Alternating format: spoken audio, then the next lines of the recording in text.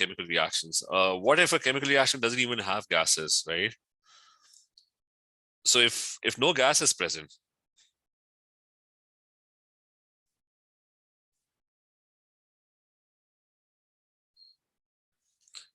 so if you don't see any gas being present, then the first thing is, okay, are your liquid and aqueous moles, or the number of particles in liquid and aqueous state, are they increasing?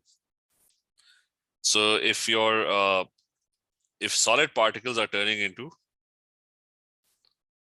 more particles of liquid and aqueous kind of have similar disorder.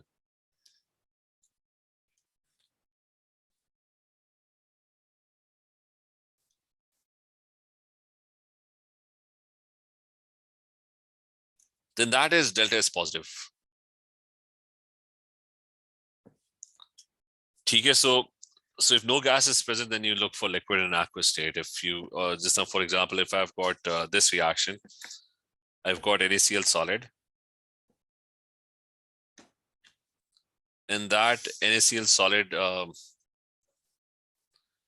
it turns into Na+1 aqueous and Cl-1 aqueous.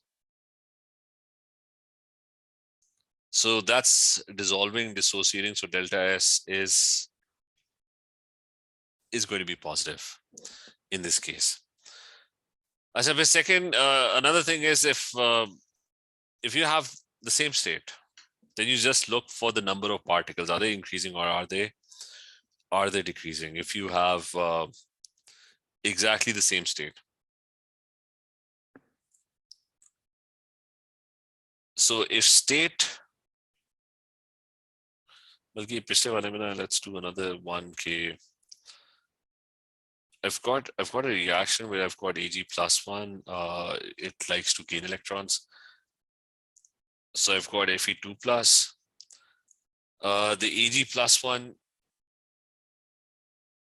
gains electrons and becomes Ag solid. And the Fe2+ loses electrons, becomes Fe3+. So this is aqueous, this is aqueous. This is also aqueous. Now this one is a solid. So what's happening is that the number of aqueous particles are decreasing. So that is delta S negative.